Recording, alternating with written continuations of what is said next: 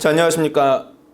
2022년도 지방직 고졸 경력 경채 서울시 시설관리직 시험 문제, 전기이론 시험 문제 풀어보도록 하겠습니다.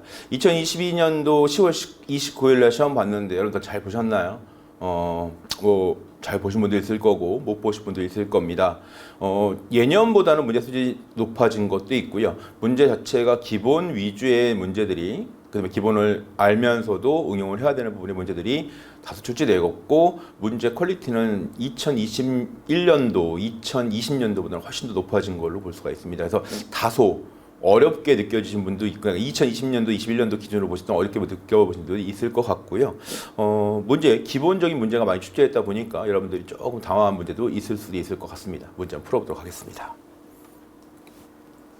첫 번째 문제입니다. 물질의 분류 중에 반도체에 대한 설명 중 가장 옳지 않은 것. 그러니까 항상 여러분들 시험 문제 보실 때 가장 옳지 않은 거, 옳은 거 반드시 기억을 좀 해주시고 가셔야 됩니다. 1번, 순수한 상태에서는 전기가 통하지 않는다. 일반적으로 반도체 같은 경우는 온도가 올라가면 저항값이 떨어지고, 온도가 떨어지면 저항값이 올라가는 온도 특성을 가지고 있죠. 그렇기 때문에 기본적으로 전기가 통하지 않는다라는 걸 볼 수 있습니다. 즉 불순물이 섞인다라는 겁니다. 불순물이란 거 여기서 말하는 건 기본적인 4가의 진성 반도체에다가 3가나 5가의 물질을 첨부시켜서 만들어서 P형이나 N형으로 사용한다라는 거겠죠. 2번, 빛, 열, 특정 불순물을 넣어주면 도체처럼 전기가 흐른다. 맞는 말이겠죠. 그러니까 외부에서 어떤 자극이 들어가면 도체처럼 전기가 흐른다라고 볼 수 있습니다. 3번, 은, 구리, 금 등이 있는데, 은, 구리, 금 등은 우리가 반도체라고 부르지 않고 도체라고 보통 부르게 되겠죠. 그렇기 때문에 이거는 반도체나 무엇인가에 대한 종류를 물어보는 문제라고 본다면 3번이 틀린 문제가 아닐까 보겠습니다. 그래서 1번 답은 몇 번입니까? 3번. 그 다음에 네 번째 보면 뭐라고 되어 있나요? 반도체 소자에는 다이오드, 트랜지스터, 사이리스터, IGBT, 즉 이런 소자들이 있어서 이런 소자들을 이용해서 정류 회로 또는 인버터 또는 컨버터 등의 회로에 응용이 되고 있다라고 볼 수 있습니다. 그래서 1번 답은 3번입니다. 2번 문제 보겠습니다. 전기와 자기에 대한 설명으로 가장 옳은 것은 정전기와 정자기의 문제가 됩니다. 자, 그러면 1번부터 볼까요? 전기는 플러스 마이너스의 분류가 가능하다. 자, 1번에 대한 문항에서는 플러스 전하가 있을 수가 있고요. 마이너스 전하가 있을 수가 있겠죠. 얘는 그래서 공존하지 않고 따로따로 존재합니다. 얘를 우리가 어떻게 표현할 수가 있냐면 고립된 전하가 존재한다라는 말을 쓰고 있죠. 그래서 플러스 전하, 우리가 정전하라고 표현할 거고, 마이너스 전하, 부전하라고 얘기도 하고 있습니다. 2번, 전기장의 세기 E는 4파이 입실론분의 1에다가 곱하기 R제곱분의 Q다라고 그랬습니다. 맞습니다. 전기장의 세기의 그냥 공식을 물어볼 때 E는 4파이 입실론 분의 1에 곱하기 R제곱분의 Q. 단위는 볼트 퍼 메타 또는 어떤 단위 씁니까? 뉴턴 퍼 쿨롱이라는 단위 쓴다라는 것도 알 수 있겠죠. 3번 갑니다. 자기의 유전율은 뮤는 입실론 제로 뮤 S라고 그랬는데, 우리가 일반적으로 유전율이라는 개념하고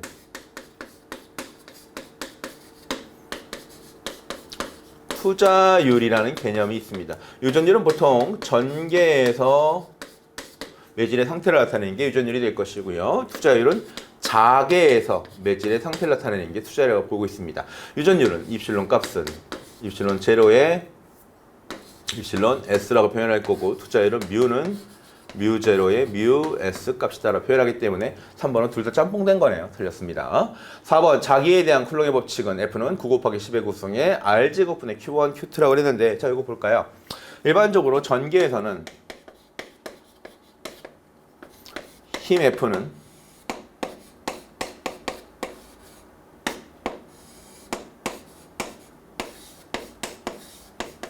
4파이 입실론 제로분의 1에 R제곱분의 Q1, Q2라고 되어 있고, 이걸 가지고 우리가 4파이 입실론 제로분의 1 값은 9 곱하기 10의 구성이 되기 때문에 이 값은 입실론 S의 R제곱의 Q1, Q2라고 쿨롱의 법칙을 쓸 수가 있습니다. 자개에서는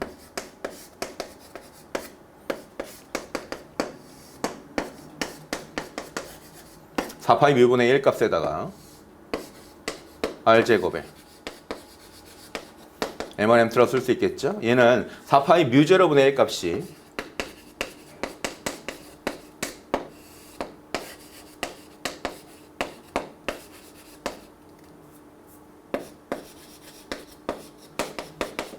6.33 곱하기 10의 4승에 μs의 r제곱분의 m1m2 값으로 쓸 수 있기 때문에 자 당연히 9 곱하기 10의 9승의 r제곱분의 q1, q2는 진공에서의 전개에 대한 쿨롱의 법칙이 되겠죠. 그죠? 그러니까 틀린 거죠.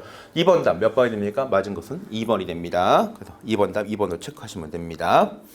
자 이제 여러분들이 아마 문제 보실 때 3번 문제가 굉장히 많이 틀리지 않으셨을까 생각을 합니다. 자, 그럼 칠판 잠깐 지우고 3번에 대한 내용을 설명을 한번 해볼까요? 어떻게 보면 굉장히 쉬운 문제인데 실제 풀어봤을 때는 답이 틀리게 나오지 않았을까 하는 문제가 됩니다. 자, 보기는 전류에 의한 자기장의 발생을 관찰하는 실험이다. 스위치를 닫았을 때 나침판의 N극이 가리키는 방향은 자, 선생님도 이거 처음 봤을 때는 이게 무슨 문제일까 하다가 가장 여기서의 핵심 포인트는 뭐냐면 나침판이 솔레노이드와 5cm가 떨어져 있다는 걸 놓쳤었습니다. 그렇기 때문에 나침판이 5cm 떨어져 있다는 게 가장 핵심 포인트가 되지 않았을까 생각을 합니다. 자, 일반적으로 코일에 전류가 흘러가면 얘 이렇게 따라 들어가겠죠? 그럼 얘는 이렇게 들어가니까 이런 식으로 전류가 만들어질 겁니다. 전류가 만들어지는 곳에 앙페르의 오르는 사법칙을 적용시키면 자개는 이렇게 발생시킵니다. 그러면 자개가 나오는 방향, 이쪽 방향으로 이렇게 나오게 될 것이고요. 얘는 이렇게 자개가 들어가는 방향이 되겠죠. 나오는 방향이 N극이 될 것이고 들어가는 방향이 S극이 되기 때문에 이렇게 되면 나침판이 가리키는 방향은 서쪽이 아닐까라고 생각을 할 겁니다. 그죠? 왜냐면 이쪽이 북쪽을 가리켰고 이쪽이 남쪽을 가리켰기 때문에 오른쪽이 동쪽, 왼쪽이 서쪽이 되는 거죠. 그렇기 때문에 이렇게 봤을 때는 답을 갖다 몇 번을 체크하신 분들이 많다? 2번으로 체크하신 분들이 상당히 많다라고 보는 거죠. 그런데 이 문제상에서의 가장 큰 함정은 얘가 5cm 떨어져 있다는 겁니다. 그러면 얘는 어떻게 됩니까? 자기가 이렇게 만들어지겠죠. 그럼 얘는 어떻게 됩니까? 방향이 북쪽을 가리킬 거니까 얘는 어떻게 됩니까? 이런 방향으로 여기가 N극, 여기가 S극 이렇게 만들어질 거라는 겁니다. 자, 그렇기 때문에 일반적으로 답을 구하실 때 이건 함정에 빠지시면 안 되고요. 답 몇 번입니까? 답은 1번으로 체크하셔야 된다라는 거 기억하시면 됩니다. 10번 문제 보겠습니다. 4번 문제 보도록 할까요?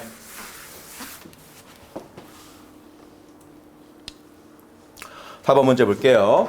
15의 리액턴스 값을 가지는 커피시터만의 회로라고 그랬습니다. I는 O 사인의 오메가 T 플러스 30도라고 그랬고요. 이때의 전류가 흘렀다면 이 회로에 인가해준 전압값은 얼마냐 그랬습니다. 자, 4번의 문제는 여러분들이 그냥 풀어도 될 생각 없지만 보통 페이저로 많이 풀게 됩니다. 그렇기 때문에 I에 대한 값을 페이저로 바꿔보시면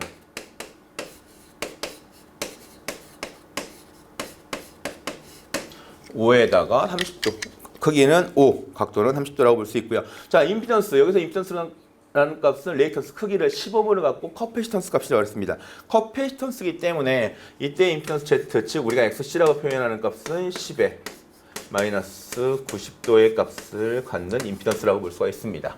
자, 이때 V라고 하면 V는 I 곱하기 Z가 되겠죠. 그럼 얘는 5에 30도 곱하기 10에 마이너스 90도라고 보면 되니까 얘는 50에다가 각도는 뭐가 되는 거예요? 두 개 그냥 더해 주시면 되겠죠. 그럼 얼마 나옵니까? 마이너스 60도가 나온다는 걸 알 수 있습니다. 마이너스 60도. 자, 얘는 우리가 어떻게 돼요? 크기 값이 50이고 마이너스 20도가 되니까 여기서는 그대로 제가 최대값을 썼기 때문에 그대로 최대값을 사용을 하겠습니다. 얼마가 됩니까? 얘는 그럼 50에 사인 오메가 t의 마이너스 60도의 값을 갖는다라고 하는 거죠. 그래서 답이 몇 번입니까? 답은 3번이다 라고 체크하실 수가 있습니다. 다음 5번 문제 보도록 하겠습니다.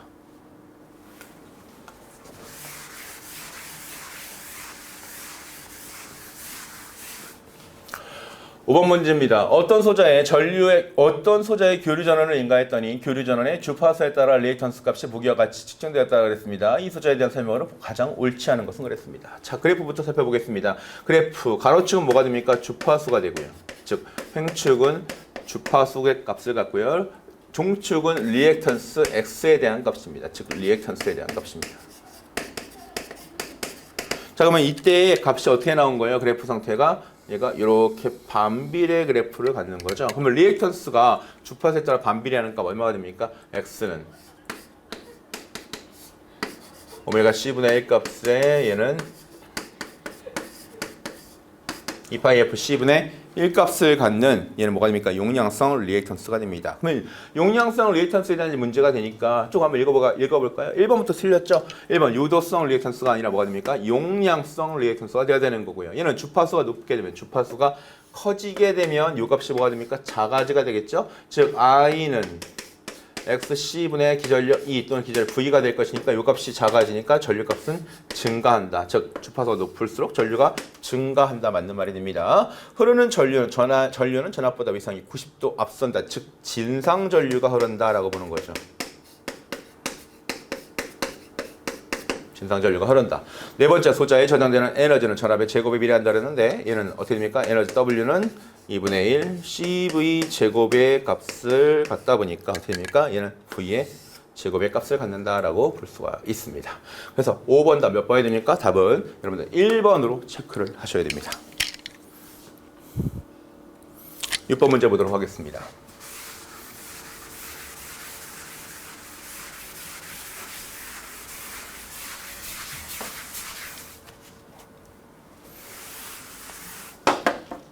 보기의 회로에서 임피던스 값은 Z는 60 플러스 J의 80이라고 되어 있습니다. 즉 저항 값이 60이고요. 리액턴스 값이 80입니다. 이때 회로에 흐르는 전류 값은 I의 RMS 값이 얼마죠? 시료 값이 2A라고 되어 있습니다. 이때 인가한 전압의 시료 값과 유효 전력 값은 얼마가 되겠는가라고 되어 있죠. 그렇죠? 자, 그럼 우선 임피던스의 크기부터 계산해 보겠습니다. 임피던스 크기는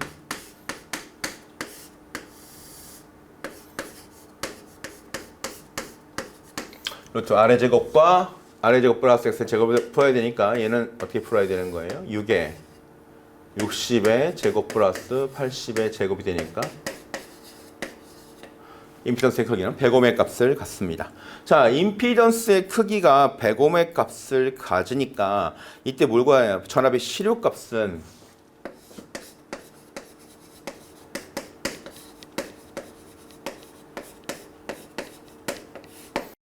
전류의 크기에다가 뭐 곱하면 됩니까? 임피던스 값 곱하면 되니까 얘는 시료값이 200V가 나온다는 걸 알 수 있습니다. 자, 유효전력 P값은 P값은 어떻게 구할 수가 있습니까? 우리가 전류의 값에 의해서 I제곱 R에 의해 풀어도 되니까 얘는 2의 제곱 곱하기 60으로 풀어주시면 됩니다. 그럼 답은 얼마가 나온다는 거예요? 얘는 240W가 나온다는 걸 알 수 있겠죠? 그러면 200V, 240 들어가 있는 답이 몇 번입니까? 답은 3번이다 라고 체크하실 수가 있겠죠? 200V, 240W. 즉 6번 답은 3번이 됩니다. 자, 7번 문제 보도록 하겠습니다.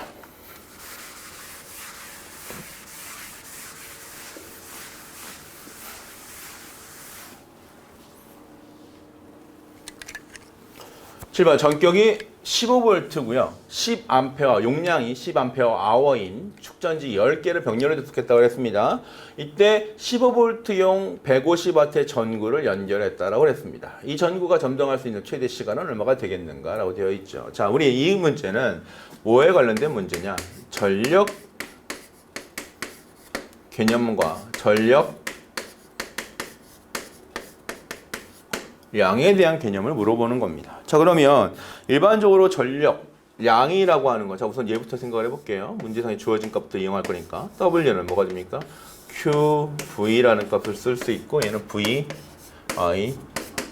쓸 수가 있습니다. 자, 문제상에서 전격이 15V가 주어졌고요. 암페어 아워가 되니까 자 얘는 일단 뭐가 되는 거예요? 15V 값을 쓸 수 있고요. IT의 값은 10 암페어 아워가 됩니다. 그렇죠? 자, 그러면 얘에 대한 값을 갖다 계산하실 때 자, 원래는 단위가 뭐 암페어 세크로 해서 기본적으로 아워 값을 뭘로 바꿔줘야 돼요? 세크 값 바꿔줘갖고 3.6 곱하기 10에 삼승의 값을 곱해줘서 문제를 푸는 게 맞는 건데 어차피 마지막에서 최대 시간이 뭐가 됩니까? 아워 값을 주다 보니까 이 아워 값을 그대로 적용시키기 위해서는 그냥 바꾸지 않고 문제를 풀어보도록 하겠습니다. 자, 그러면 전압 15V 그죠? 전류값은 10A짜리입니다. 여기까지 해도 되지만 실제 이때 축전지 몇 개를 응용시킨 거 10개를 응용시켰기 때문에 얘는 전류값의 분배에 의해서 10값을 더 곱해주게 됩니다. 그럼 얘는 얼마가 나오냐면 1500줄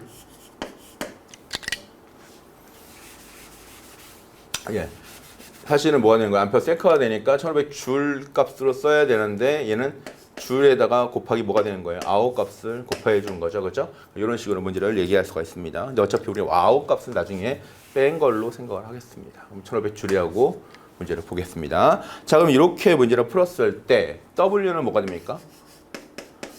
전력에다가 시간 곱한 개념이니까 T라는 개념은 P분의 W라고 얘기할 수 있습니다. 아이고, 여기 W가 되겠죠? P분의 W라고 풀 수가 있습니다. 그렇기 때문에 이때 P 값이 얼마가 됩니까? 몇 볼트형 150W짜리 쓴다 했으니까 150W짜리를 갖다가 W 얼마? 1500이 되는 거죠. 그럼 얘는 몇 시간 동안 쓸 수 있는 겁니까? 얘는 15시간, 10시간 동안 쓸 수 있는 거죠. 10시간. 답이 몇 번이 되는 거예요? 최대 시간은 1번이다 라고 체크하실 수가 있습니다. 자, 단위를 아워로 물어봤으니까 아워에 대한 개념으로 문제를 푸시면 됩니다. 다음 8번 문제 보도록 하겠습니다.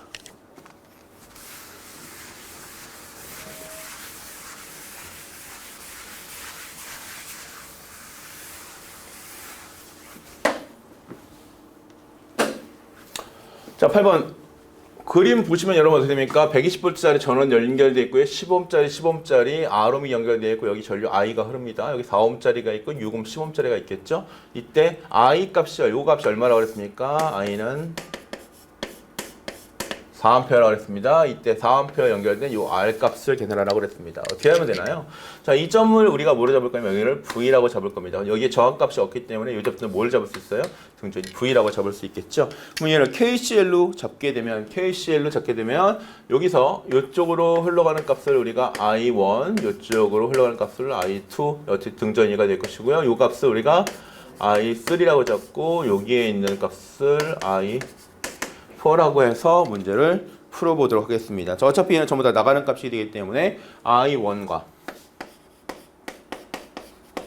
I2와 I3, I4에 대한 값은 0이 될 것이고요. 우리가 요 I3 값이 뭐가 됩니까? I 값이 됩니다. 그럼 이렇게 이해할 수 있겠죠.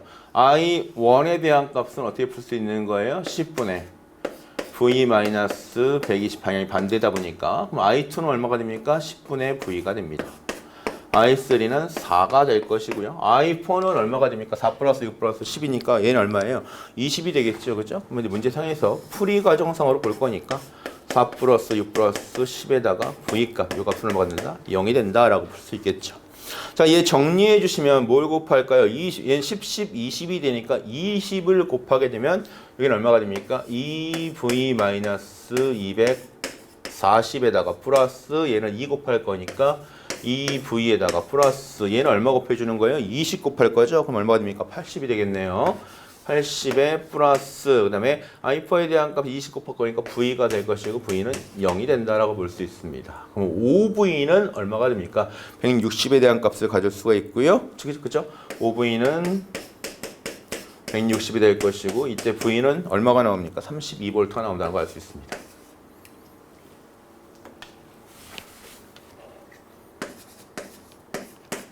자, 그럼 V 값이 32V다 보니까 자, 기본적으로 뭐라 했습니까? V는 I는 4A라고 그랬고 V는 32V라고 그랬으니까 R은 I분의 V를 따져서 4분의 32가 되겠죠? 몇 옴 나옵니까? 8옴 나온다는 거 알 수 있겠죠. 그죠? 그래서 8번도 몇 번이 됩니까? 답은 2번이 된다라고 체크하시면 됩니다.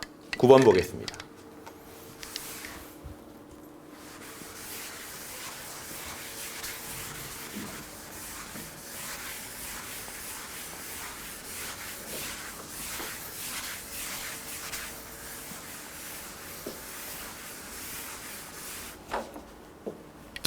보기의 회로에 흐르는 전류 I의 값을 구하라고 그랬습니다. I의 값 구하려고 봤더니 회로가 어떻게 연결되나 볼까요? 자, 회로상에서 여기 몇 옴입니까? 1옴짜리입니다. 여기도 3옴짜리. 여기 1옴짜리, 여기는 3옴짜리입니다. 대각선의 곱이 서로 같으면 뭐가 이루어진다? 브릿지에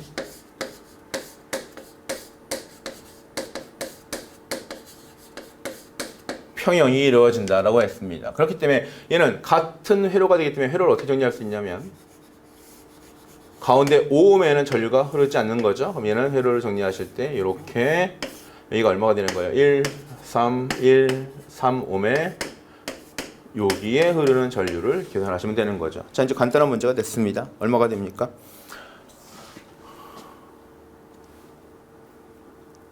자, 이 병렬이라고 되는 거죠. 그럼 뭐가 되는 거예요? 4 합성 저항 먼저 계산하시면 요거 계산하시면 4에다가 4 곱하기 4가 되겠죠. 그렇죠? 그럼 합성 저항 얼마 나옵니까? 2옴 나온다는 거 아실 수 있겠죠. 자, 합성 저항 2옴이 나오고요. 전압 V가 100V 걸렸으니까 I는 R분의 V 값을 쓰시면 2분의 100 몇 암페어? 50A가 흐른다라고 보면 되겠죠. 그죠?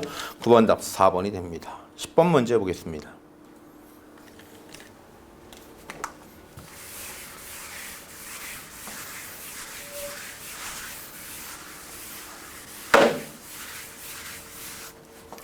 전원과 코일만으로 이루어진 보기의 회로에서 전압의 최대값이 Vmax 값이 100V라고 했습니다. 자, 문제상에서 Vmax 값이 100V라고 했고요. 이때 L 값은 5헬리라고 했습니다. 자, 오메가 값은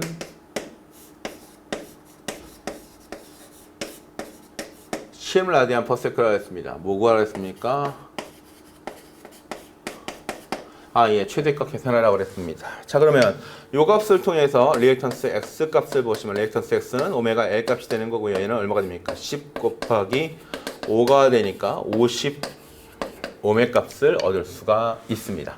그러면 이 회로 내에서의 I 값은 어차피 X 값을 구하라고 했으니까 얘는 XL분의 V 맥스 값을 이용하시면 되는 거죠.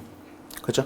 참 간단한 문제입니다. 얼마가 됩니까? 얘는 50분의 100이 전압이 100V가 되기 때문에 얘는 최대값이 2A가 걸린다는 걸 알 수 있죠. 흐른다는 걸. 답 몇 번입니까? 2번이라고 체크하시면 됩니다. 11번 문제 보도록 하겠습니다.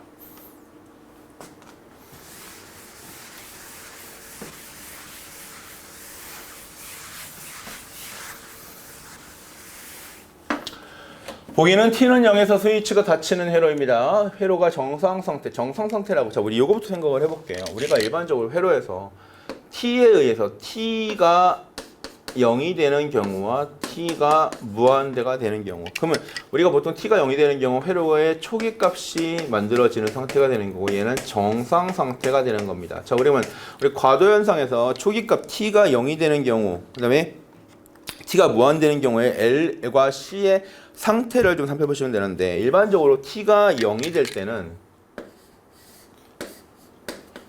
L은 무슨 상태가 됩니까? 개방 상태가 될 것이고 C는 단락 상태가 됩니다. T가 무한대가 되는 경우는 L은 단락 상태가 될 것이고 C는 개방 상태가 됩니다. 그러면 이 회를 어떻게 변경시킬 수가 있냐면 스위치를 닫은 상태에서 오래 있다고 볼 거니까 요거는 이렇게 해서 L 값은 단락된 상태가 될 것이고요. 이 회로 여기서 부분은 뭐가 됩니까? 열려 있는 상태로 이거는 없어지는 거다 마찬가지로 볼 수 있습니다. 그럼 회로상에서 남아 있는 부분은 어디가 되는 겁니까? 얘와 얘하고 얘에 대한 저항값만 존재한다라고 생각하시면 되는 거죠. 자, 그럼 문제상에서 기본적으로 L에 대한 단락값을 통해서 합성 저항값을 계산하시면 20옴과 20옴, 즉 20옴과 20옴이 병렬로 연결되어 있고 여기다가 뭐예요? 직렬 접속으로 10옴 해준 값입니다. 그럼 요거는 합성 저항 계산하시면 얼마가 됩니까? 20 플러스 20에 20 곱하기 20 플러스 15가 되니까 합성 저항은 25옴이 되는 걸로 알 수 있고요. 이때 I는 뭐가 돼요? R분의 V가 되는 거죠. I는 R분의 V가 될 거니까 얘는 25분의 얼마입니까? 100이니까 4A의 전류가 흐른다라고 볼 수 있습니다. 다음 몇 번입니까? 4번으로 체크하시면 됩니다. 다음 12번 문제 보도록 하겠습니다. 자, 12번 여러분들 그림 주어진 시험지 보시면서 그림 보시면 얘 뭐에 관한 문제입니까? 직류 전동기의 회전 원리, 즉 전동기의 회전 원리를 나타내는 플레밍의 왼손 법칙에 대한 내용입니다. 그러면 전류의 방향은 지금 어느 방향이냐면 이쪽 방향입니다. 그러면 얘는 이렇게 타고 들어가서 전류가 이렇게 흐를 것이고 얘는 전류가 이렇게 흐르게 됩니다. 그럼 플레밍의 왼손 법칙이라고 했으니까 왼손 같아 되면 되겠네요. 자장의 방향 어느 방향입니까? N극에서 이쪽 방향입니다. 얘는 전류가 들어가는 방향이니까 얘는 CD 부분은 어떻게 되는 방향? CD 부분은 위로 올라가는 방향입니다. 그럼 반대가 되는 부분은 당연히 아래로 내려가는 부분이 되겠죠. 즉 얘는 어떻게 만들어진다? CD 부분은 힘이 이렇게 작용을 할 것이고 이쪽 부분은 힘이 아래쪽으로 작용한다면 실제 회전 방향은 얘가 이렇게 들어간다는 얘기가 되겠네요. 그죠? 그러면 A, B의 부분은 아래쪽으로, CD 부분은 위쪽으로 작용한다. 답 몇 번이 됩니까? 답은 3번이 된다라고 체크하시면 됩니다. 13번 문제 보도록 하겠습니다.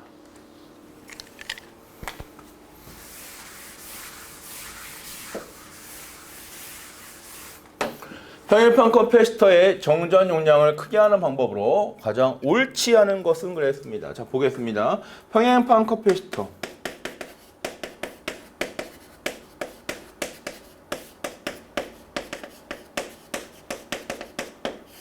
콘덴서를 보시게 되면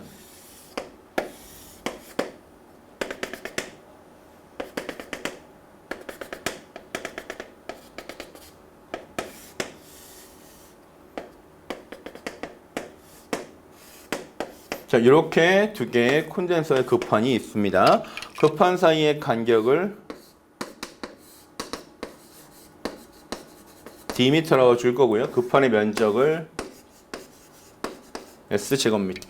이 안에는 유전율, 입실론의 값에 유전율을 갖는 물질을 채워놓을 수가 있습니다. 유전체를. 그럼 이때 커피터 C는 입실론 D분의 S가 되기 때문에 이 값이 커지려면, 자, C 값이 커지려면 C는 입실론에 비례하게 될 거고요. 그 다음에 C는 전체 급판의 면적 S에 비례하게 될 것이고요. 그 다음에 C는 D분의 1의 값에 비례하게 됩니다. 즉 D에 반비례한다는 얘기죠.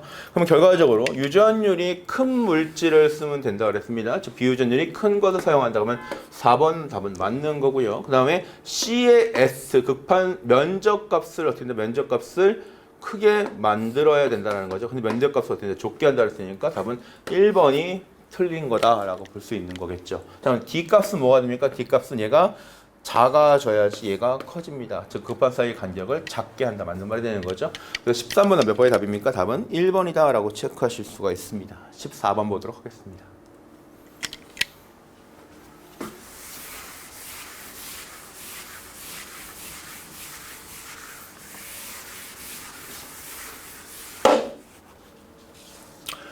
14번 보기에서 회로 오메가는 100라디안 퍼 세크입니다. V는 200V라고 그랬고요. 교유전압을 인가할 때 유효전력과 무효전력 값을 계산해라 라고 되어 있습니다. 자, 문제는 회로상에서 주어진 문제는 RC 회로가 됩니다. 자, 그러면 RC 회로 C 값이 지금 얼마 주어졌습니까? 125에 곱하기 10의 마이너스 6승 페럿이라고 되어 있고요. 이때 XC는 오메가 C분의 1 값을 써야 되기 때문에 오메가 값 얼마 주어졌나요? 100 주어졌고요. 곱하기 125 곱하기 10의 마이너스 6승분의 1의 값입니다. 그러면 이때 XC 값 얼마로 나오나요? 얘는 125분의 10의 4승이니까 얘는 80옴이 됩니다.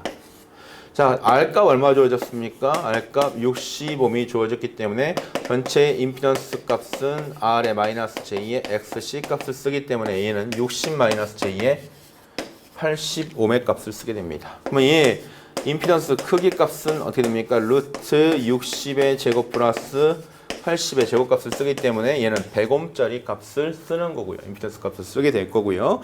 자, 이때의 유효전력과 무효전력 계산하려고 그랬죠. 그럼 전류부터 한번 생각해 보겠습니다. 간단하게 풀 수 있는 부분인데 전류는 Z분의 V가 됩니다. 자, 얘는 100분의 얼마의 전압이 걸려있다 그랬어요? 200V 걸려있다 그랬으니까 이때 I 값은 2A가 될 거고요. 유효전력 P는 I제곱 R에 의해서 2의 제곱 곱하기 얼마가 됩니까? 60 값을 쓸 수 있고요. 무효전력 값은 I제곱의 XC 값이 될 거니까 2의 제곱에 80 값이다 라고 쓸 수가 있을 겁니다. 그럼 얼마 나옵니까?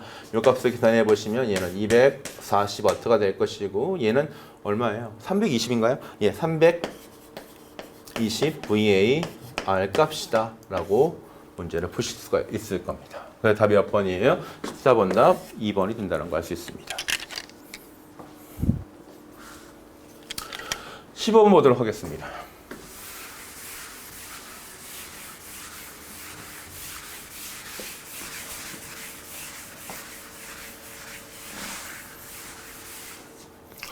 보기는 원자를 이루는 전자에 대한 특성을 나열한 것이다. 보기에서 옳은 것을 모두 고른다면 어떤 것을 고를 것인가 라고 되어 있습니다. 기억 원자 핵의 일부분이다 라고 되어 있습니다. 자, 원자를 이룬다. 원자의 구조는요.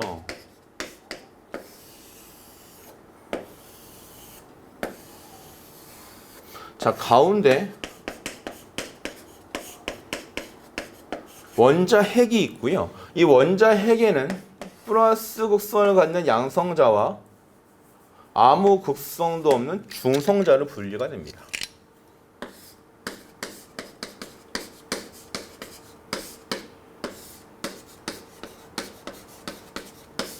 그리고 이 원자를 둘러싸서 누가 전자가 같은 궤도 안에서 회전을 하게 됩니다. 그러니까 원자 핵 안에 포함된 건 아닌 거죠.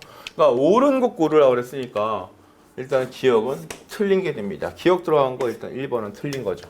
자, 니은 2는 마이너스 1.602 곱하기 10의 마이너스 19승 쿨롱의 전기량을 갖는다. 즉 전자 한 개의 전기량 2는 마이너스 크기값은 1.602 곱하기 10의 마이너스 19승. 그럼 니은은 맞는 거다라고 되어 있습니다. D급 볼까요? 원자 핵의 가장자리를 회전하는 최외곽 전자의 에너지가 공급되면 이동한. 즉 여기다가 뭐가 됩니까? 어떤 외부에서의 전기적인 에너지가 가해지면 얘가 뭐예요? 뿅뿅뿅뿅 빠져나와서 바깥으로 이렇게 빠져나와는 누가 되는 거예요? 자유전자가 되는 거죠. 그럼 디귿도 맞는 거다라고 볼 수 있겠죠. 그럼 일단 니은과 디귿이 들어가는 답이니까 답은 2번 아니면 4번이 되겠네요. 그렇죠? 그러면 마지막 리을 볼까요? 질량은 양성자의 약 1840배라고 되어 있는데 얘는 어떻게 됩니까? 일반적으로 양성자의 질량이 전자의 질량보다 뭐가 되는 거예요? 1840배가 되는 건가요? 그렇죠? 양성자 한 개의 질량 값이 1.672 곱하기 10의 마이너스 27이 되는 거고요. 전자 한 개의 질량은 9.1092 곱하기 10의 마이너스 31kg이 되는 거니까 양성자 한 개의 질량이 전자 한 개의 질량보다 1840배 반대가 돼야 되는 겁니다. 그렇기 때문에 맞는 거 몇 번입니까? 니은과 디귿이 되니까 답은 2번이다. 어떻게 보면 이 문제 처음에 우리 전기 공부할 때 전기에 대한 기본 이론으로 배우는 내용이지만 실제로 이런 문제까지 시험에 나올까라고 생각을 하지만 시험에 나왔네요. 그죠? 그러니까 이제는 여러분들이 기본적인 내용을 다루는 내용들을 반드시 또 숙지를 하셔야지만 공부를 하셔야지만 이제는 공무원 시험에서도 통할 수 있다라는 겁니다. 그러니까 맨날 문제 반복적으로 푼다 이런 거 보지만 기본에 충실해야지 문제가 잘 풀린다라는 결론이 나올 수 있다라는 거겠죠. 다음은 16번 보겠습니다. 16번도 마찬가지로 기본에 충실해야 됩니다. 자, 16번 문제를 보시면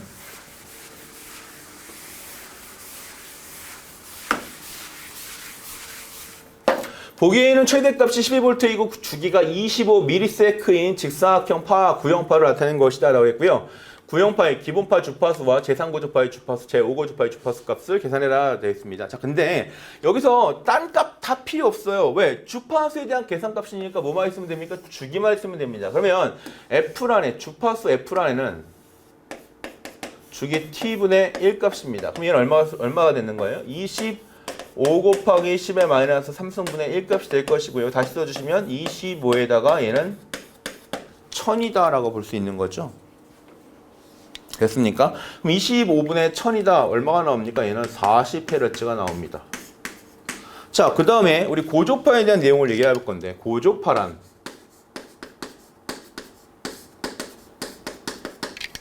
요것만 알면 되겠죠. 기본파에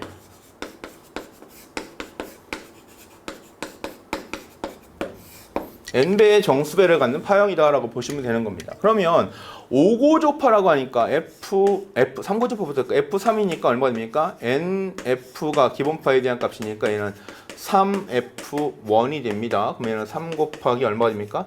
40이 될 거니까 얘는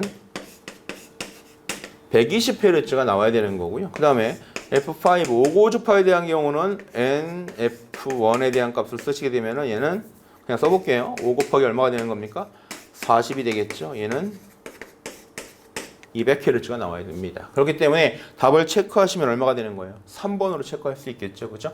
자, 이 기본적인 개념, 주파수에 대한 개념. 주파수는 주기와 반비례다. 그 다음에 고조파는 기본파의 n배의 정수배를 갖는다. 기본적인 내용을 가지고 문제 푸시면 됩니다. 17번 가겠습니다.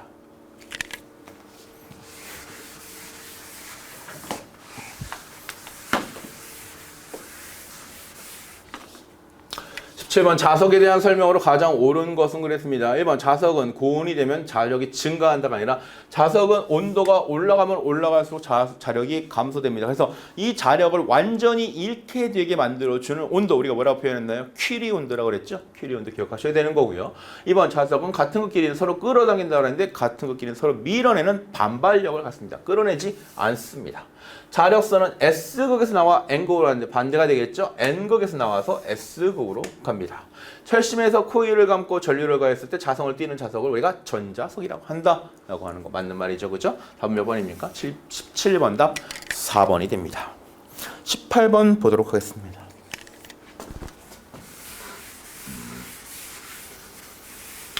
자, 18번 문제도 기본적인 문제라고 볼 수 있습니다. 같은 용량의 4개의 콘덴서를 C를 갖다가 직렬로 접속할 때 합성 정전 용량이 즉, 자, 4개의 콘덴서가 직렬 연결되었습니다. 그러면 동일한 C페럿의 정전 용량을, 동일한 C의 페럿의 정전 용량을 갖는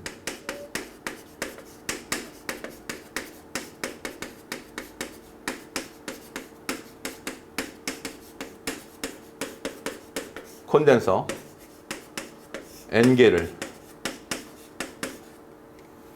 직렬이죠, 직렬.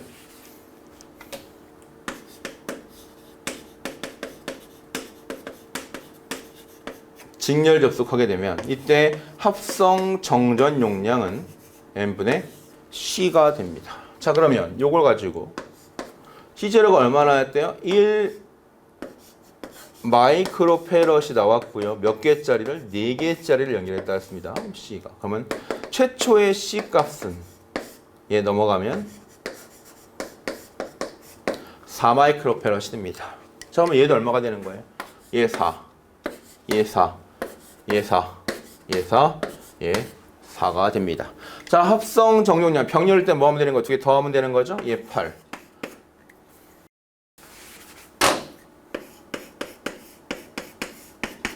자, 여기 얼마입니까? 8, 8, 4가 됩니다.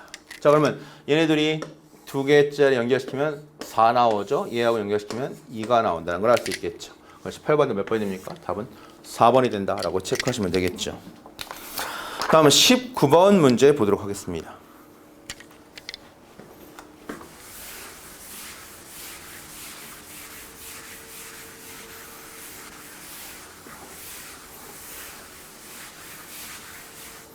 자, 여러분들 19번은 기본적으로 뭐만 찾아내면 되는 겁니까? 전류가 최소다. 즉 얘는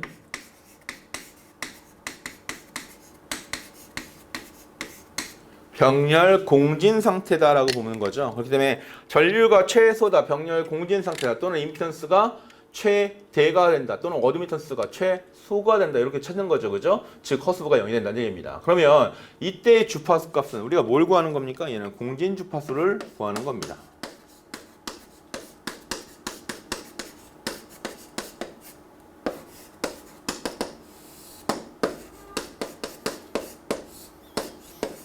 자, 대입만 해보면 끝입니다. 알까 필요 있습니까? 알까 필요 없습니다.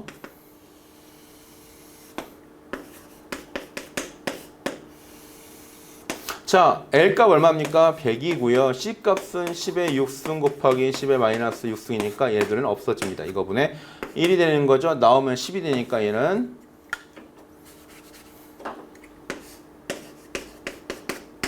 28분의 1값이 나온다는 걸 알 수 있습니다. 답은 몇 번입니까? 답은 4번이다 라고 체크하시면 됩니다. 다음 20번 마지막 문제 보도록 하겠습니다. 자, 마지막 문제는 쿨롱의 법칙입니다. 자, 쿨롱의 법칙에 대한 설명 중 가장 옳지 않은 것 1번 같은 종류의 전하 사이에는 반발력이 작용한다 그랬습니다. 자, 그러면 얘는 뭐가 됩니까? 플러스 플러스끼리는 서로 밀어내는 반발력, 마이너스끼리도 서로 밀어내는 반발력을 갖는다라고 하는 거죠. 자, 1번 맞는 말입니다. 자, 1번 맞는 말입니다. 2번 힘의 방향은 두 점 사이에 일직선상으로. 자, 무슨 말이냐면 Q가 여기 하나 있고 Q1이 있고 여기도 마찬가지로 Q2가 있다고 보겠습니다.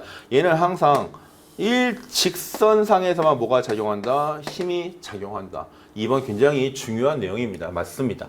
3번 크기의 값은 두 전화 사이에 존재하는 매질의 종류와는 관계가 없다. 관계가 없이 동일하다고 그랬는데 자, 쿨롱의 법칙 F에서는